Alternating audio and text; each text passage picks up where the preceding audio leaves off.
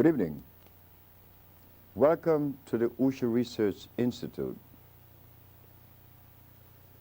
Today we're going to take time out to clarify much of the misconceptions and misunderstanding about healing and nutrition. The Usha Research Institute has selected Dr. Sebi, your brother and servant, to come and deliver this message, because there seems to be a little bit of problem with many of us that are looking for health and nutrition. We have visited many philosophies. We have visited the Ayurvedic, the yin-yang, the macrobiotic, the allopathic, and the homeopathic. It seems as though we are running around in circles. So we took time out to clarify that which has been made difficult to understand or complex. Today, our talk, our lecture, and this particular segment is called The Reconnection. Reconnection to what? The reconnection to life. It has now been 400 years since society has been introducing a particular method of healing that have yet to complement us in a way that we would like for it to afford us. But as we all know, that everything begins and ends with God, the Creator. So one could easily see or understand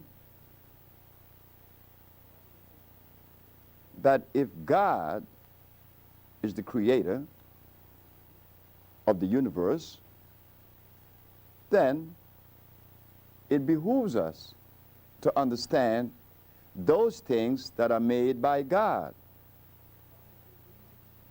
That seemed to be some difficulty for many, because when we believe that the milk of a cow, an animal, is sufficient to afford nutrition to a human body, then one has to question that, because I am not an animal. That's common sense, I think. Animals produces milk for animal babies. Human beings, women, females, produces milk for human babies. But something happened to us that we elect to do just the opposite. Instead of us giving our babies the milk of a female human, we elect and chose to give our children the milk of an animal. I think that if we are to be scientific, intelligent, and lowest on the strata, to use our common sense, is there something wrong with that? And then, to compound the problem, is that the animal that we selected to afford us this milk is an animal that was made through the process of hybridization, an animal that is godless. God did not make a cow. You see why we are titling this subject as The Reconnection? How many of you sitting in the audience understood that or knew that? Well, I suspect that many of you doesn't. Why? Because in 1985, which is approximately 17 years ago, the USHA Research Institute took a position and showed the public of New York on WLI that carrots are artificial. Because they are artificial, they are unable to deliver the nutrition that one is looking for, because it is hybrid. You see, to understand nutrition, one has to use only those substances that are electrical. And the only substance on this planet that are electrical are the products that came with creation. Carrots didn't. Beets, rice, beans, wheatgrass, wheat. All these things are hybrid, plus much more. So what we are noticing is that there is gross misinformation when it relates to healing and nutrition. Because if in 1985 we didn't know that carrots was artificial, what else exists that we are unaware of? Well, brothers and sisters, ladies and gentlemen, there's much more. The reconnection does not allow for inconsistencies to prevail. For instance, if one is cosmically connected, meaning connected to the dictates of God Almighty, the Creator, one would never allow oneself to indulge in something other than those things that are of creation and Creator. You see, the things that God created, from the milk of a bison to the honey of a bee to the substance of a burdock plant and the kalawala, which is one of the most powerful plants in the world. These plants are electrical, opposed to comfrey, opposed to aloe vera, ginseng, rose hips, and vitamins. You see, the difference is one is electrical, one is non-electrical. And the non-electrical contains what? Starch as a base. So you see, in the reconnection, we find that we begin to clarify much of the inconsistencies. We go into this little other part that is most unnecessary. In the year of 1985, the USHA Research Institute placed an ad in the Village Voice, the Amsterdam News, and the New York Post that AIDS has been cured by the USHA Research Institute. And we specialize in cures for sickle cell, lupus, herpes, blindness, cancer, insanity, impotence, and others. When the Attorney General saw this ad, he could not, under any circumstances, accept that this ad was representing something that was accomplished. According to him, this could not be true. But what the Attorney General of New York didn't know about those of us who are members of the USHA Research Institute is that we were aware that until that day of September of 1985, we were aware that until that date, September of 1985, there's no record. There are no records showing that someone somewhere on this planet had cured these diseases that before mentioned. So how could the Attorney General, Mr. Robert Abrams of New York, could have believed that this was possible? Now, it became a thing of confrontation, which was unnecessary. We said that this is the reconnection. But in the reconnection, we find carbon that we have yet to understand or to study carbon. We are told that melanin is what makes pigmentation the color that it is. We have been fed melanin like we have been fed protein, like we have been fed vitamins and enzymes. These are words that we have yet to dissect and to understand the meaning and their function. Well, in the reconnection, we find that carbon is the determining factor in reference to life. The higher the concentration of carbon,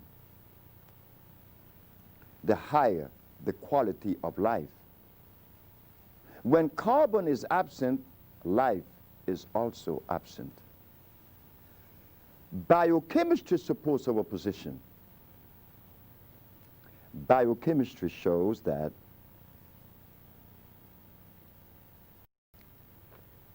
carbon, hydrogen, and oxygen, three combined, has to be present for life to exist.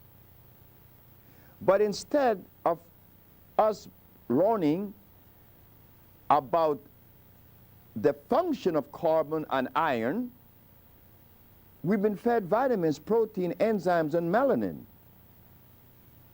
But when the question is asked about these particular substances, that is very important. One of the most important questions that should be asked, are they electrical? People seem to think that this question should not have been asked. Shouldn't have been asked. Is it electrical? Well, science shows us that that question should be asked. Why? Because the human body is electrical. And any substance that would assimilate and render the good or nutrition that we are searching and pursuing, that substance must necessarily be electrical. And then, if it is electrical, it will have a definite amount of electrons per atom, separating one element or mineral from the other. You see, in nature, everything lives by its own kind, with its own kind. Remember, we talk about chemical affinity. So when we reconnect, we find that carbon is the determining factor. So this talk is the carbon papers. Science shows that without carbon, life is very, very poor or non-existent. And this is where the compounds of the USHA Research Institute comes into play. We carefully selected from the forest plants that are the highest in electrical vibration. And ladies and gentlemen, we said that God begins and ends with everything. This forced us and compels us to go to the Holy Bible. The Holy Bible teaches us in the book of Genesis that the herbs are for the healing of the nations. The book of Ezekiel 47:12 repeats the herbs are for the healing of the nations. We again go to the last book in the Holy Bible. The herbs are for the healing of the nations. So, brothers and sisters, ladies and gentlemen, God shows us in the first book, in the middle book, and in the last book, just in case that we overlook one, we will get it in the other. And if we miss the other, we get it in the last. So shouldn't the question be asked, are we willingly neglecting God and disobeying the mandate of God? Are we doing that willfully, knowing that this is one of the greatest violations? We talk about being obedient. Of course. It is obedience that gets us the things from the Almighty that we so desire. But how many of us are obedient to that dictate? Very few of us. I hope that I'm one of them. It says in the Bible that the herbs are for the healing of the nations. Should we go back into history a little bit and revisit Mr. Hippocrates, the father of medicine? We're not going to mention Imhotep I because there's problem with Imhotep. The reason why we say that there's problem with Imhotep I is because he was the first to open the human body. If the human body was made to be open, it would have a zip on it. It doesn't have a zip on it. It was not made to be open. But we are going to overlook Mr. Imhotep I from Egypt in the first dynasty. We're going to skip over this man and we're going to go to Hippocrates. And maybe Hippocrates would shed light on what we are now expounding on. Hippocrates lived 365 years before Christ was born. This man cured every disease known to man. Hippocrates did. Long before Jesus was born, he was healing every disease.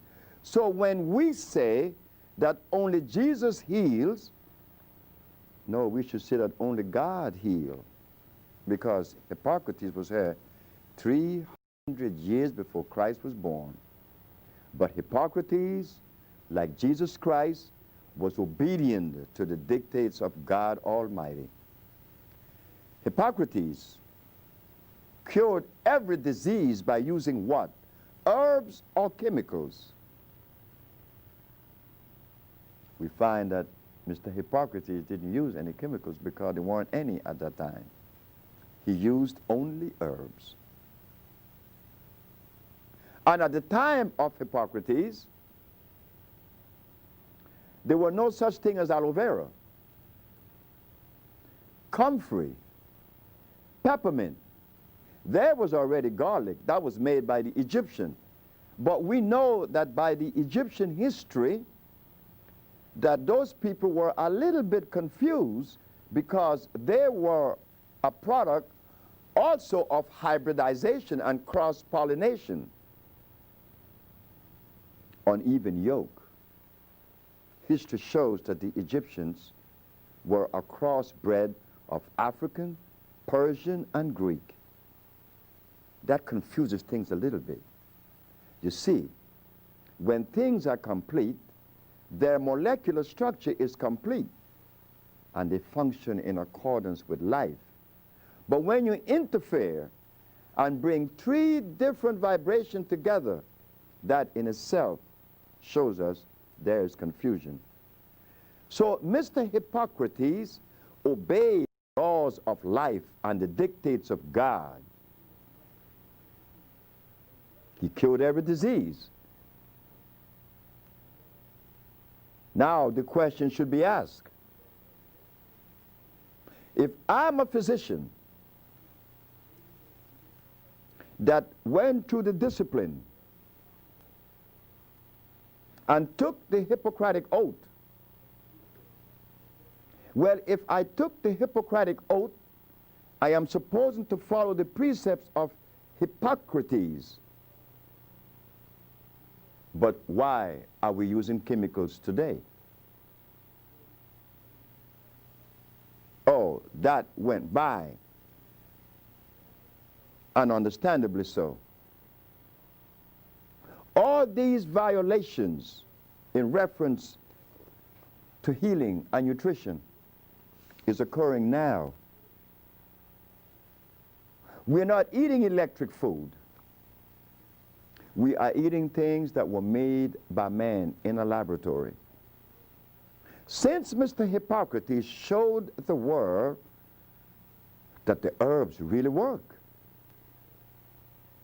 that particular modality or philosophy perspective continued until the year of 1729 by Mr. Claudio Galeno.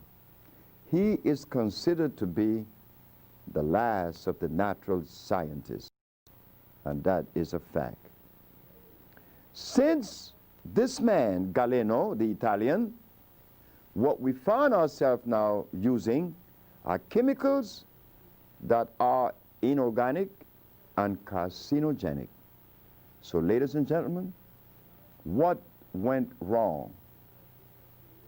What could have happened that caused us to disconnect? Why have we continued to practice such inconsistencies? Well, there is something that we just found out in the last 15 or 20 years. There is a substance that has been fed to our people in and out of Africa and probably around the world, because I see it in Asia, not only in Africa. I see it in South America. I saw it in Brazil. I saw it in Suriname. I saw it in Guyana. I saw it all through Central America. What we are talking about is cyanide. Cyanide have a tendency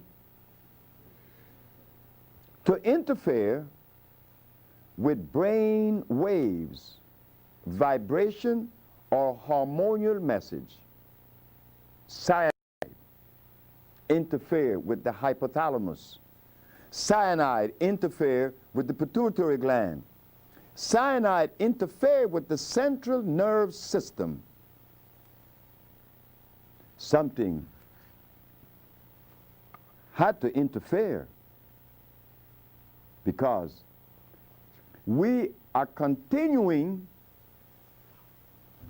to violate that ecclesiastical mandate.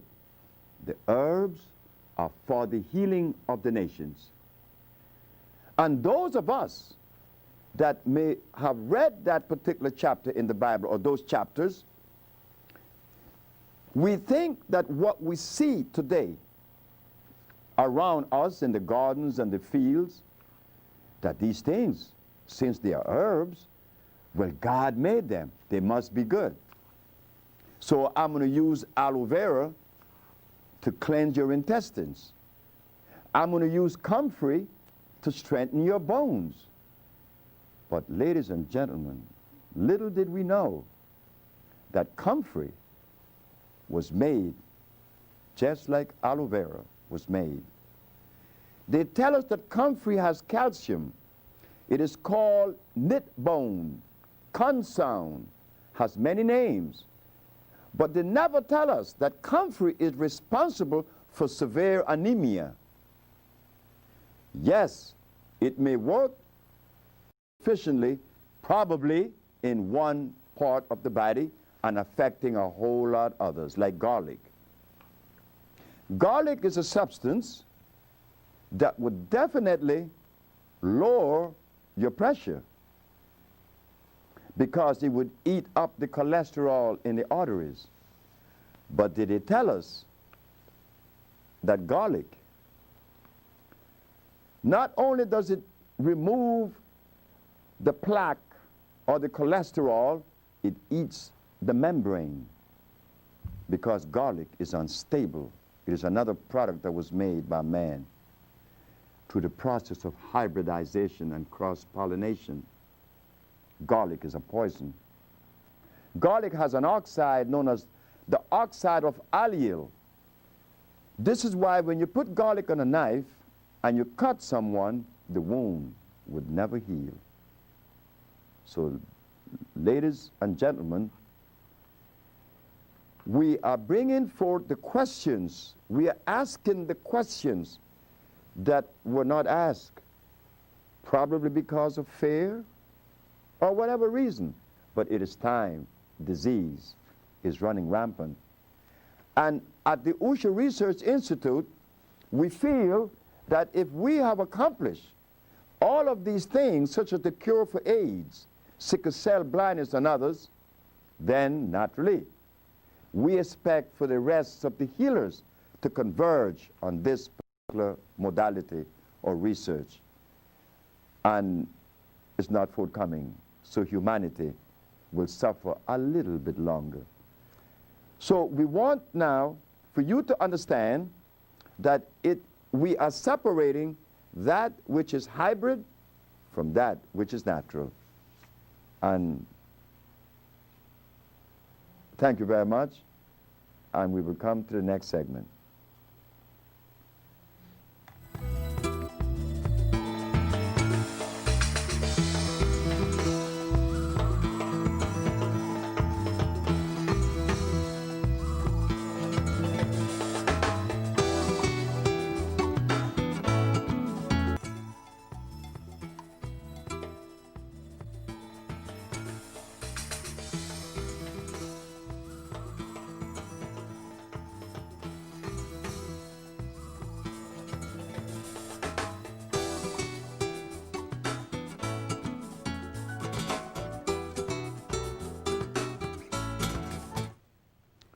Now we'll enter this other zone, a zone that was of most importance. Yet our historian, our anthropologists, our archaeologists, our geneticists fail to bring forth and analyze and recognize, not to mention our ecclesiasticians. I could talk about my brother. My brother was a preacher for 30 years. He ate everything that God didn't make. And when he got sick, Pastor Gale took his body to the physicians. So we should ask the question, this man that preached the gospel for 30 years, once finding himself sick, elected and chose to turn his back on God and go to get a chemical that was made in a laboratory. We find that cyanide is so powerful. Cyanide would have you acting against yourself, not to mention the Creator. He has no place in life today. Because if the Creator had a place in our life today, as much as we would like for it to be, then most certainly we would not be drinking carrot juice and wheatgrass juice. We would not be eating a cow that was made by a laboratory. So there we find that violation is surmounting, right? A whole lot of it because of the cyanide. So we go back to the geneticists. Genetics plays a most important role. Why? Because when God made things, animals and plant, human beings, just name all species of living things. He placed the gorilla in Africa and the polar bear in Alaska. If you think that God made a mistake, all you have to do is to put each animal in the opposite environment that God made for it. Like the gorilla. Place him in Alaska. You will find that he would die with pneumonia in less than a fortnight. Place the polar bear in Africa. You would find that he would succumb to the heat. It's unbearable because his cells were not designed to live in an environment so hostile as the one in the Serengeti Plain, which is hot. Likewise, the gorilla would say that the environment of the polar bear is hostile to his cellular structure. And what about the food of the gorilla and the food of the polar bear? Where we find that the food of the gorilla are berries, plants, and leaves, fruits. The diet of the polar bear, on the other hand, is flesh and blood. If we believe, like we always does, we believe in philosophy. We believe in everything, but we never know anything. We just don't know anything. We believe in a whole lot of things. Like I always say that I prefer to deliver myself to God than to believe in God because there is uncertainty. The polar bear eats blood. Not so for the gorilla. He eats plant. But now we look at the behavior of these two animals. We find that the gorilla is a very pleasant animal. He has no enemies in the forest. He raises his offspring just like we do. Just like we do, he raises his offspring. He's a pleasant animal. Not so for the polar bear. This animal eats blood. He has to kill to live because blood compels that animal to be vicious and savage, so he eats blood. We go to the birds. The eagle is a bird, so is a buzzard, and so is a hummingbird. That's a bird too. But the hummingbird, like the gorilla, he likes to indulge in the nectar of the plants. He have nothing to do with blood. He sucks the nectar from the plant. He's a very beautiful little bird. He's very gentle. Not so for the eagle. The eagle, on the other hand, eats blood, eats rats, eats snakes. But look at the disposition of the eagle and that of the polar bear, opposed to the hummingbird and the gorilla. We begin to see a biochemical interference.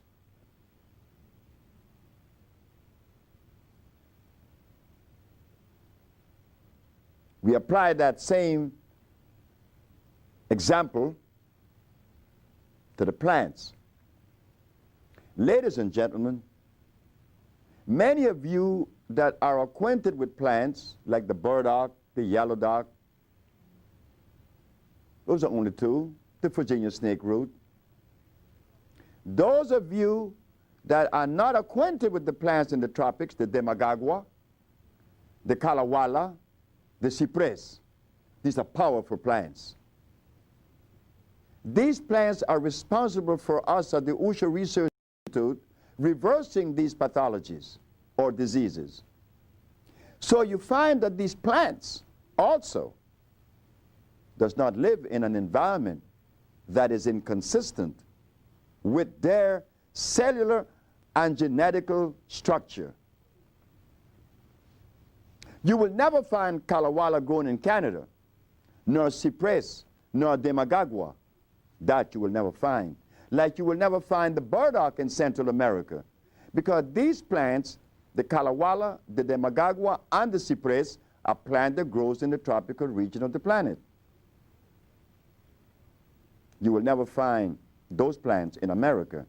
Likewise, you will never find yellow dock, burdock, or even the one shepherd purse in Central America, because the climatic condition is inconsistent with the existence of those plants.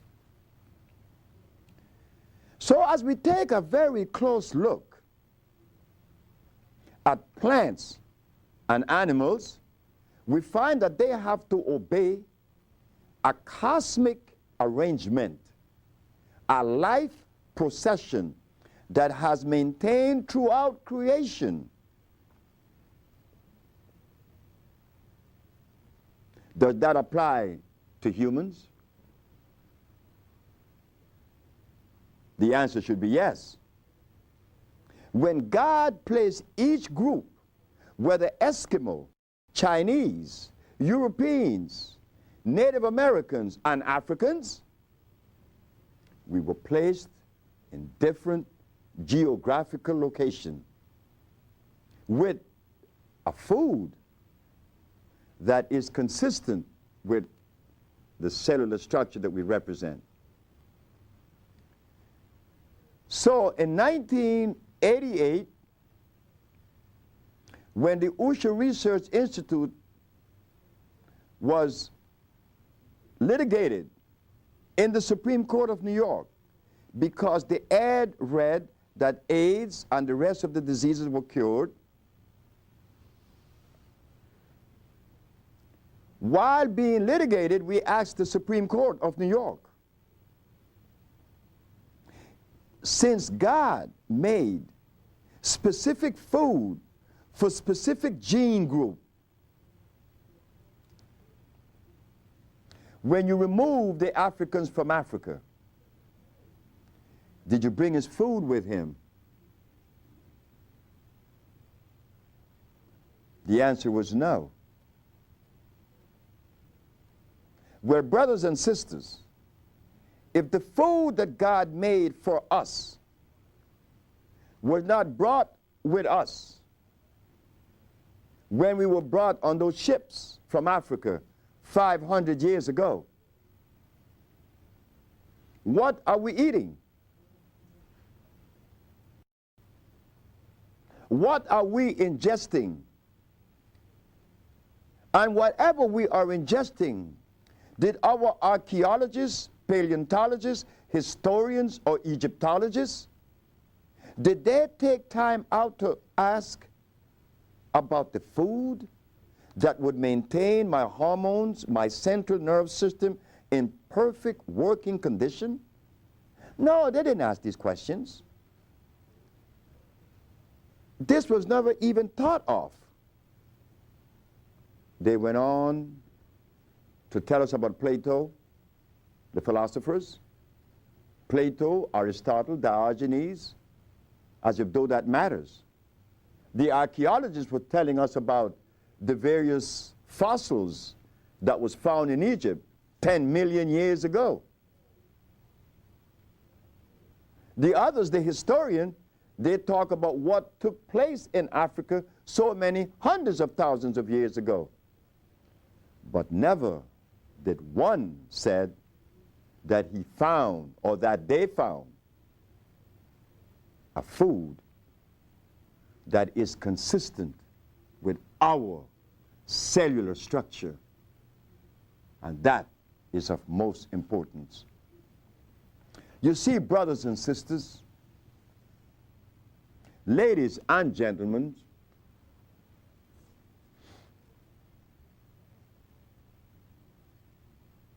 to understand healing, to understand health, one has to be very extremely careful,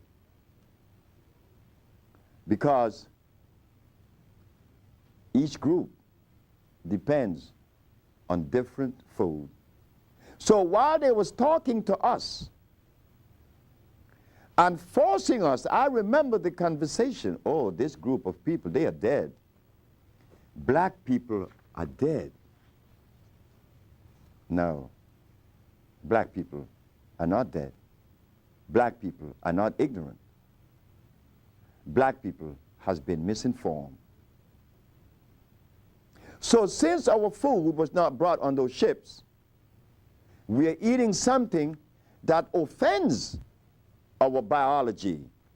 And in offending our biology, it offends our thinking pattern. This is why we are vulnerable to the discretion of many. Yes, we are. You know, it's like putting gasoline in a diesel motor. It's not going to run. It just can't run. So, in placing the fuel that is improper for that engine, we find that there is problems. And what do you think is happening to us? Could we dialogue and make sense? It's difficult today. Cyanide has played such an important role in detouring that thinking pattern. And we have been so resistant that if we are told that Africa holds the secret to our health and our existence, we would quickly deny that there is a connection when deep down the Creator placed us in Africa with a food that is consistent with us. Now we find ourselves angry. Our children, very angry. They are born nervous. There is such thing as ADD, attention deficit disorder. There's also the undermining, the little untruths that we tell each others, the impatience, the love, that's been gone. Love is out the window.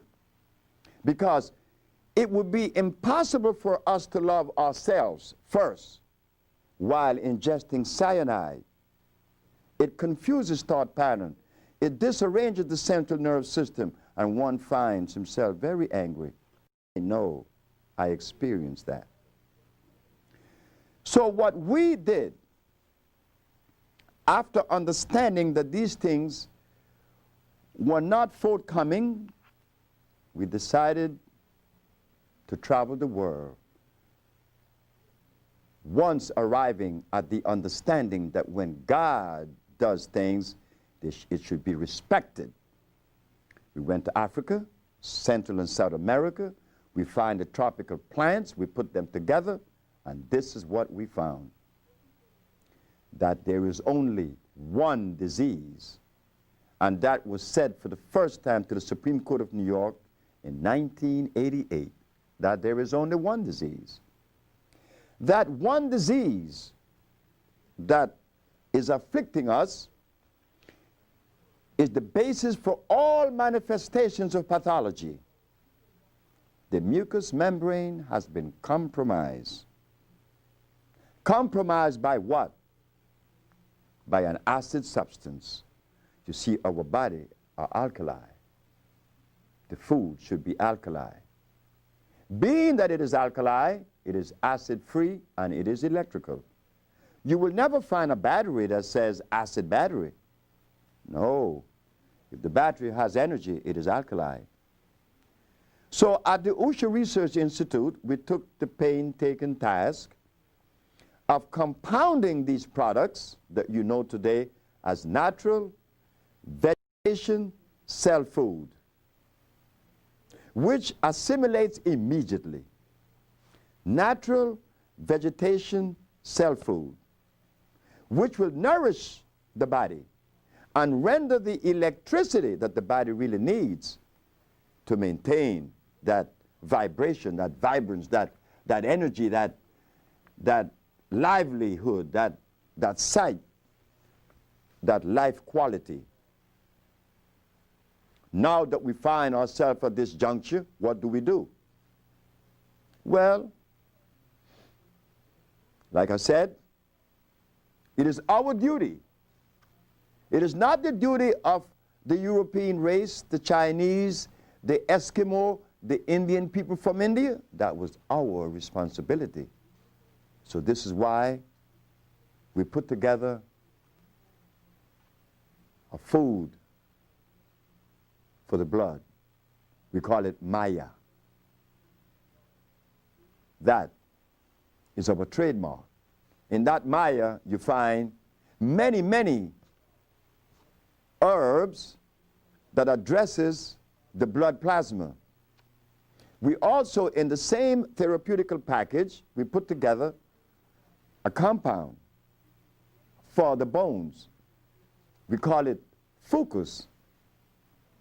Fucus is a compound with sea moss and bladderwrack. That was put together proportionally balanced to strengthen the calcium cells.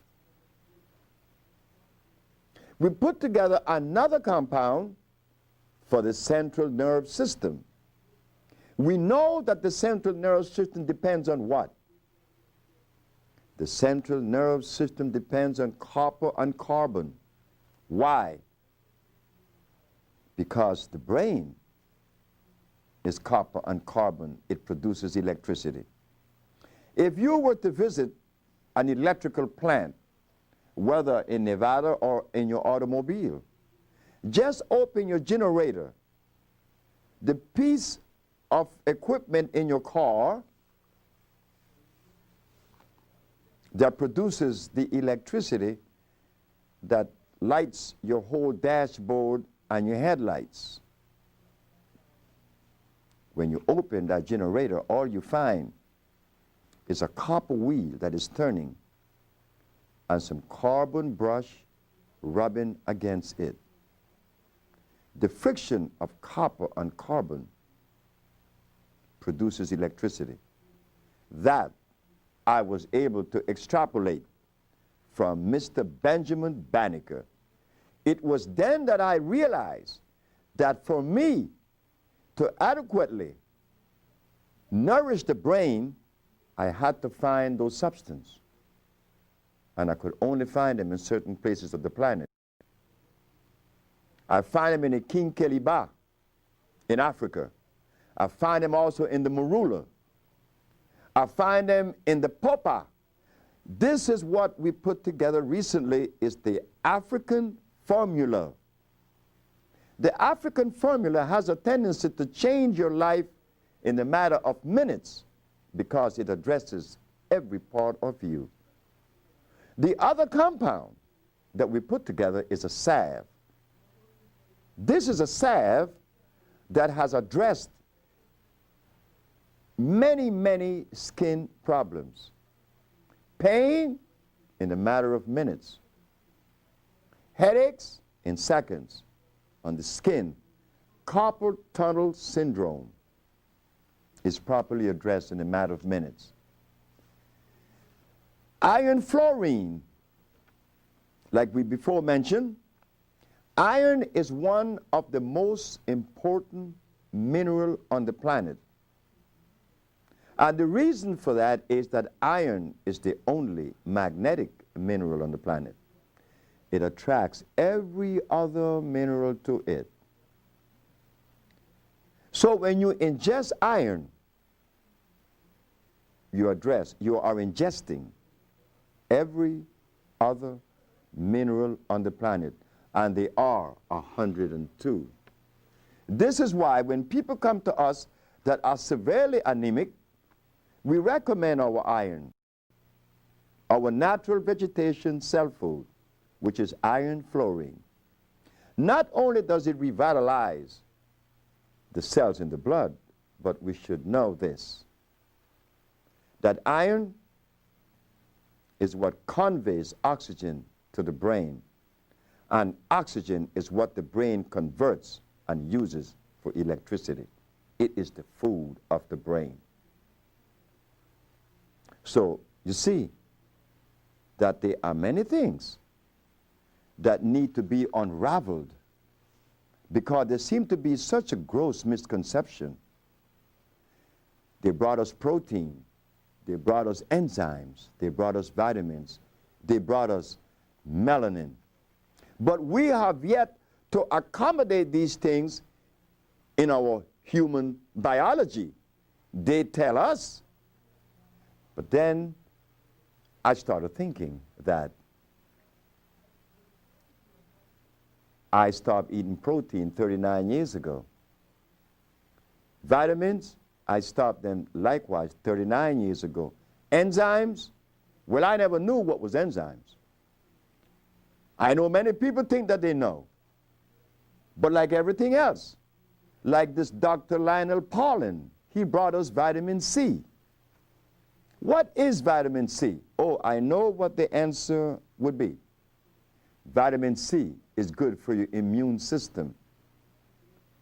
It strengthens the immune system. Not so. Vitamin C is ascorbic acid. The body has no place for acidity. The body is alkali. So you see, in the carbon papers that we are presenting, we are unraveling much of the misconceptions.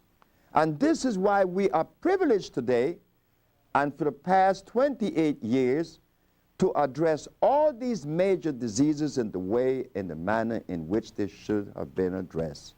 But then another thing shows up, is that today, unlike yesterday, there were more love among us. And then we ask ourselves the question, why is it that the love that we would like to manifest, you know, to feel warm when we see another human being, to give that human being our love, the best that we have to offer, that is not forthcoming, not only to our own selves. We have turned against ourselves. First, because of the cyanide that has confounded these neurons in the brain. Cyanide. The other is that we have been listening to philosophy instead of God. And in so doing, we neglect ourselves. Once we have neglected ourselves and deprived ourselves because of this intervention of cyanide and philosophy, we find that we too become confused, and then it is difficult for us to give the love that we should give ourselves to others. It's not forthcoming because cyanide is interfering. We are looking outside of ourselves for the answer. Of course we are. We were trained to look outside of ourselves, but the answer was always within. So, myself, I was raised as a Christian, and I became a Muslim. I learned from both religions. Unlike many, they found a need to criticize one or the other. I criticize no one. I may question the philosophy of many, but not to criticize. Ladies and gentlemen, it gave me much pleasure to introduce today the first chapter in the carbon papers, and I assure you that if the things that we have expounded on are put into practice, yes, rewards will be seen immediately. And now, I thank you so very much. I love you, and we will always afford you our natural vegetation self-food. And I thank you so very much. Your brother, servant, Dr. Sebi.